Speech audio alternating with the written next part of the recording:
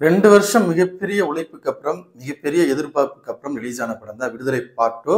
Vetrimaaran sir படம் அப்படின்னாலே ரசிகர்களுக்கு எல்லாருக்குமே வந்துட்டு அவருக்குன்னு தனியா ஒரு ஃபேன் பேஸ் இருக்கு. எல்லாருக்குமே வந்துட்டு மிகப்பெரிய ஒரு எதிர்பார்ப்பு இருக்கும். அந்த எதிர்பார்ப்பை வந்து விடுதலை பார்ட் 2 படம் பூர்த்தி பண்ணியிருக்கா? இந்த படம் எல்லோருக்குமான படமா அப்படின்றத டீட்டெயிலா வந்து பார்க்க போறோம். ஹாய் ஃப்ரெண்ட்ஸ், எல்லோருக்கும் மிகப்பெரிய வணக்கம். நான் ராஜா. நீங்கள் பார்த்துக் கொண்டிருப்பது 7 ஸ்டார் சினிமாஸ்.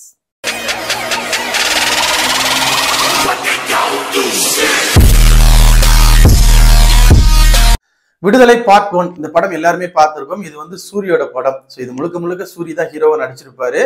இந்த படத்துல அதாவது விடுதலை 1ல வந்து பாத்தீங்க அப்படின்னா சூரி வந்து ஒரு போலீஸ் ஆபீசரா போலீஸ் கான்ஸ்டபிளா நடிச்சிருப்பாரு. அவர் வந்து இ கம்பெனின்னு சொல்லக்கூடிய ஒரு கம்பெனிக்குள்ள போற இ கம்பெனி அப்படின்றது பட்டாலியன் போலீஸ் ஆபீசர்ஸ் எல்லாமே இருப்பாங்க. அதுதான் இ கம்பெனின்னு சொல்லுவாங்க.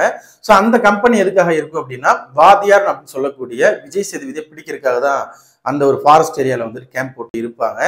அங்க நடக்கக்கூடிய அந்த இ கம்பெனியில் நடக்கக்கூடிய சம்பவங்கள்லாம் என்னென்ன, நிறைய விஷயங்கள் நடக்கும், நிறைய கொடூரமான விஷயங்கள்லாம் இருக்கும். அந்த விஷயங்கள்ல என்னென்ன அவங்க என்னென்ன பண்றாங்க அப்படின்ற விஷயத்த சொல்லியிருப்பாங்க. இன்னொரு பக்கம் சூரியோட காதல் வாழ்க்கையை சொல்லியிருப்பாங்க. ஃபைனலா அந்த வாத்தியார் அப்படின்னு சொல்லக்கூடிய விஜய் சேதுபதியை சூரிய எப்படி பிடிச்சாரு, அதற்கான ட்ரிகரான விஷயம் என்ன, எதனால வந்து அவர் பிடிச்சாரு அப்படின்னு சொல்லக்கூடிய ஒரு விஷயம் தான் விடுதலை பார்ட் 1. விடுதலை பார்ட் 2 பொறுத்த வரைக்கும் விஜய் சேதுபதியை பிடிச்சிருவாங்க. அதற்கப்புறம் அந்த இ கம்பெனில இருந்து அவர் இன்னொரு இடத்துக்கு மாத்துவாங்க. அந்த போகக்கூடிய அந்த காட்டுக்குள்ள போகக்கூடிய அந்த ஒரு இடைப்பட்ட கேப்ல விஜய் சேதுபதியோட வாழ்க்கையில் நடந்த விஷயங்கள் எல்லாத்தையுமே அங்க கூட போகக்கூடிய போலீஸ் ஆபீசர்கிட்ட சொல்லிட்டே வருவாரு. அவர் யாரு, என்னவா இருந்தாரு, எப்படி வந்து இன்னைக்கு மக்களுக்காக போராடக்கூடிய ஒரு வாத்தியாரா மாறினாரு அப்படின்னு சொல்லக்கூடிய ஒரு படம் தான் விடுதலை பார்ட் 2. விடுதலை பார்ட் 2 பொறுத்த வரைக்கும் விடுதலை பார்ட் 1 அளவுக்கு இருக்கான்னு கேட்டீங்கன்னா கண்டிப்பா மிகப்பெரிய ஏமாற்றம் அப்படின்னு தான் சொல்லணும். நீங்க வெற்றிமாறன் சாரோட அந்த கெரியர் எடுத்து பார்த்தீங்க அப்படின்னா பொல்லாதவன், ஆடுகளம், விசாரணை, அசுரன் அப்படின்னு சொல்லிட்டே போலாம். ஒவ்வொரு படமும் பார்த்தீங்க அப்படின்னா ஸ்ட்ராங்கான ஸ்டோரி இருக்கும், ஸ்ட்ராங்கான ஸ்கிரீன் பிளே இருக்கும். இதை தாண்டி அதுக்குள்ள ஒரு கமர்ஷியல் விஷயங்கள் வந்து கண்டிப்பா வச்சிருப்பாரு. கூஸ்பம்ஸ் மொமெண்ட்னு சொல்லுவோம் இல்லையா, அது ஒவ்வொரு படத்திலையும் நம்ம பார்த்திருப்போம். பொல்லாதவன் படத்திலையா இருக்கட்டும், ஆடுகளம் படத்திலையா இருக்கட்டும், அசுரன் படத்திலையா இருக்கட்டும், வடச்சென்னை படத்திலையா இருக்கட்டும், அதுல எல்லாத்துலயும் அந்த மாதிரியான மாஸ் காட்சிகள், கமர்ஷியல் எலமெண்ட்ஸ் கூட சேர்த்து ஒரு ஸ்ட்ராங்கான ஸ்டோரி, ஸ்ட்ராங்கான ஸ்கிரீன் பிளேவோட ஒரு படத்தை பிரசன்ட் பண்ணியிருப்பாரு. விசாரணை படம் மட்டும் நம்ம எல்லாருக்குமே தெரியும், அது ஒரு பயோபிக் அப்படின்னு சொல்லிட்டு. அது வந்து ஒரு டிஃப்ரெண்டான ஒரு ஜானர்ல எடுத்திருப்பாரு. லோ பட்ஜெட்ல ரொம்ப சீக்கிரமா எடுத்து ரிலீஸ் பண்ண படம் தான் விசாரணை படம். அதுக்கப்புறம் விடுதலை படம் பார்ட் 1 வந்திருக்கும். இதுலயுமே பாத்தீங்க அப்படின்னா ஒரு ஸ்ட்ராங்கான ஸ்டோரி இருக்கும், ஸ்ட்ராங்கான ஸ்கிரீன் பிளே இருக்கும், கூஸ்பம்ஸ் மொமெண்ட்னு சொல்லிட்டு நிறைய விஷயங்கள் இருக்கும். ஏன்னா சூர்யா அப்படி நம்ம பார்த்திருக்கவே மாட்டோம். முக்கியமா அந்த படத்தோட கிளைமேக்ஸ் போர்ஷன் வந்து பயங்கரமா இருக்கும். இது எல்லாமே இது ஏன்டா அப்படி சொல்லிட்டு இருக்கேன்னு கேக்குறீங்களா? இப்படி எடுக்கக்கூடிய வெற்றிமாறன் அவர்கள் ஒரு ஸ்ட்ராங்கான ஸ்டோரி சொல்லியிருப்பாரு, ஸ்ட்ராங்கான ஸ்கிரீன் பிளே சொல்லியிருப்பாரு. இதையெல்லாம் தாண்டி கமர்ஷியலா படம் வந்து பயங்கரமா இருக்கும். இப்படி எடுத்த இயக்குனர் வெற்றிமாறன் விடுதலை பார்ட் 2 அப்படி எடுத்திருக்காரான்னு கேட்டீங்கன்னா கண்டிப்பா இல்லைன்னு தான் சொல்லணும். 2 வருஷம் உழைப்பு, 2 வருஷம் மிகப்பெரிய எதிர்பார்ப்பு, கண்டிப்பா மிகப்பெரிய எக்ஸ்பெக்டேஷன் இருந்திருக்கும். அந்த எதிர்பார்ப்பை வந்து விடுதலை பார்ட் 2 பூர்த்தி பண்ணிச்சான்னு கேட்டீங்கன்னா கண்டிப்பா இல்லைன்னு தான் சொல்லணும். ஏன்னா ஒரு இன்ட்ரோல் போர்ஷனா இருக்கட்டும், கிளைமேக்ஸ் போர்ஷனா இருக்கட்டும், அவரோட படங்கள்ல பயங்கரமா இருக்கும். அது இங்க வந்து பெருசா ஒர்க் அவுட் ஆகல அப்படின்னு தான் சொல்லணும். பிரசன்ட் போர்ஷனை பொறுத்த வரைக்கும் நல்லாவே இருந்தது. ரொம்ப ஸ்ட்ராங்கான டயலாக்ஸ் வந்து அந்த படத்துல நிறைய இடத்துல வச்சிருக்காங்க, பயங்கரமா இருந்துச்சு. நம்ம அதெல்லாம் இல்லைன்னே சொல்ல முடியாது. ஆனா நிறைய பேசிட்டே இருக்காரோ விஜய் சேதுபதி, படம் முழுக்க ஒரு பாடம் எடுத்துட்டே இருக்காங்களோ அப்படின்ற ஒரு தாக்கம் இருந்துட்டே இருக்கு. மிகப்பெரிய ஒரு லேக் வந்து படத்துல இருக்கு. முக்கியமா ஃபர்ஸ்ட் ஹாஃப் வந்து பயங்கர போரிங்கா போச்சு. செகண்ட் ஹாஃப் ஓரளவுக்கு பாக்குற மாதிரி ரொம்ப கிரிப்பாவே கொடுத்திருந்தாங்க. பட் இருந்தாலும் அந்த இன்ட்ரோல் போர்ஷன், கிளைமேக்ஸ் போர்ஷன் அப்படின்றது ஒரு படத்துக்கு ரொம்ப ரொம்ப முக்கியம். ஃபர்ஸ்ட் ஒரு அரை மணி நேரம் படம் நல்லா இருந்தது. முக்கியமா கென் கர்னாஷோட போர்ஷன், ஃபாஸ்பெக்ட் போர்ஷன் வந்து பயங்கரமா இருந்துச்சு, நல்லா இருந்தது.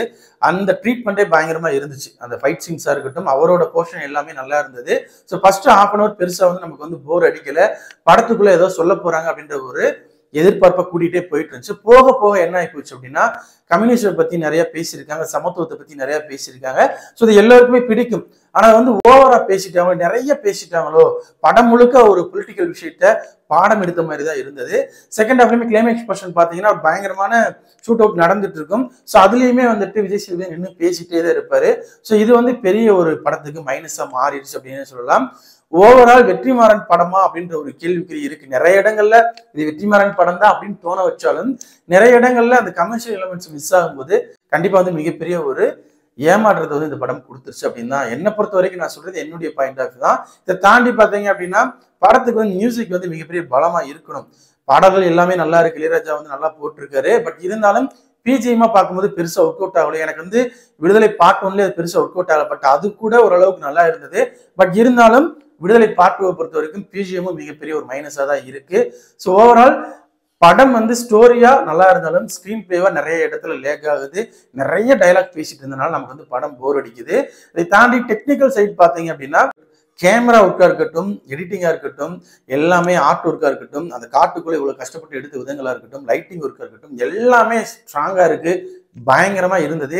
நிறைய இடத்துல வந்து விஜய் சேதுபதிக்கே வந்துட்டு டயலாக்ல வந்து பாத்தீங்க அப்படின்னா டப்பிங்ல அது மிஸ்டேக் பண்ணாங்களா, டயலாக சேஞ்ச் பண்ணாங்களான்னு தெரியல. நிறைய லிப்சிங் வந்து வந்தது. ஸோ அது வந்து நம்மளால பார்க்க முடியுது. அதே மாதிரி ஃபிளாஷ்பேக் போர்ஷன்லாம் குறைச்சிருக்கலாம். ஃபிளாஷ்பேக் போர்ஷன்லாம் எதுக்கு இவ்வளோ லென்த்தா கொண்டு போனாங்க அப்படின்ற ஒரு மிகப்பெரிய கேள்வி இருக்கு. ஆக்டிங்கை பொறுத்த வரைக்கும் படத்தில் கென் கருணாஸ் வந்து பயங்கரமா நடிச்சிருக்காரு. வரக்கூடிய போர்ஷன் நல்லா இருந்தது. விஜய் சேதுபதி மிரட்டிருக்காரு அப்படின்னு தான் சொல்லணும். இதை தாண்டி வந்து பாத்தீங்க அப்படின்னா கிஷோர் அவர்கள் வந்து ஒரு சூப்பரான ஒரு ரோல் பண்ணியிருப்பாரு. ஒரு இயக்கத்தோட தலைவரா நல்லாவே நடிச்சிருப்பாரு. மஞ்சு வாரியர் போர்ஷன் வந்து எனக்கு பெருசா ஒர்க் அவுட் ஆன மாதிரி தெரியல. அவங்களோட போர்ஷனை வந்து ஷார்ட் அவுட்டா காமிச்சிருக்கலாம். ஸோ அதை வந்து இவ்வளோ லென்த்தா காமிச்சிருக்காங்க. நிறைய இடத்துல பார்த்தீங்க அப்படின்னா கண்டினியூட்டி மிஸ்டேக் மாதிரி நமக்கு தோணுது. ஒரு நான் லீனியர்ல வந்து சொன்னது வந்து நமக்கு அப்படி கன்ஃபியூஸ் ஆச்சா என்னன்றது தெரியல. திடீர்னு பார்த்தீங்கன்னா இறந்தவர் வந்து திடீர்னு வந்துட்டு இருப்பாரு. கொஞ்சம் நேரம் கழிச்சு நம்ம ரிலீஸ் பண்ண முடியுது. ஸோ இது வந்து நான் லீனியர்ல வந்து சொல்லியிருக்காங்க அப்படின்ற மாதிரி நமக்கு வந்து தோணுது. தினம் தினம் சாங் வந்து உண்மையிலேயே சூப்பரா இருந்தது. பிளேஸ்மெண்ட் வந்து எனக்கு வந்து பெருசா ஒர்க் அவுட் ஆகல. பட் சாங் வந்து நல்லாவே இருந்தது அப்படின்னே சொல்லலாம். அவங்களோட குழந்தைகள் இதெல்லாம் வந்து காமிக்க வேண்டியதே இல்லை. ஷார்ட்டா சொல்லிட்டு பிரசன்ட் போர்ஷனை பயங்கரமா காமிச்சிருக்கலாம். ஸோ இங்க வந்து 2 வருஷம் கேப் மிகப்பெரிய பிரச்சனையா, இல்ல வெற்றிமாறனே வந்து ஸ்கிரீன் பிளேல மிகப்பெரிய ஒரு தவறு பண்ணிட்டாரா, இல்ல அவருடைய சிந்தனைகளை வந்து இந்த படம் முழுக்க தெளிக்கணும் முடிவு பண்ணி சொல்லிட்டாரா அப்படின்றது தெரியல. பட் ஓவரால் வந்து பாத்தீங்க அப்படின்னா பொலிட்டிக்கல் படம் பிடிக்கும், எனக்கு வந்து கம்யூனிசம் பிடிக்கும், சமத்துவம் பிடிக்கும் அப்படின்னா எல்லாருக்குமே பிடிக்கும். ஸோ அது ஓரளவுக்கு தான் பிடிக்கும் அப்படின்னா அவங்களுக்கான படம் கிடையாது. ஸோ அது ஒரு படம் முழுக்க பேசிட்டே இருந்தாலும் நான் பார்ப்பேன் அப்படின்றவங்களுக்கு இந்த படம் வந்து பிடிக்கிறதுக்கான வாய்ப்புகள் நிறைய இருக்கு. ஆனால் வந்து பழைய படங்கள், அதாவது வெற்றிமாறனோட முந்தைய படங்கள் இருக்கு இல்லையா, ஸோ அதுல இருக்கக்கூடிய கமர்ஷியல் எலிமெண்ட்ஸ் எல்லாம் வேணும். ஸோ அந்த மாதிரி அதாவது அசுரன் படத்துல ஒரு இன்டர்வல் போர்ஷன் ஒரு கூஸ் பம்ப்ஸ் மொமெண்ட் இருக்கும், கிளைமேக்ஸ்ல பாத்தீங்கன்னா பயங்கரமா இருக்கும். ஸோ அந்த மாதிரியான விஷயங்களை எதிர்பார்த்து போனீங்க அப்படின்னா முதலா வெற்றிமாறன் அவர்களுக்கு கமர்ஷியலா ஒரு படம் ஒரு தோல்வி படமா அமைய போகுது அப்படின்றது இந்த படம் தான். ஸோ இது வந்து என்னுடைய கருத்து மட்டும்தான்.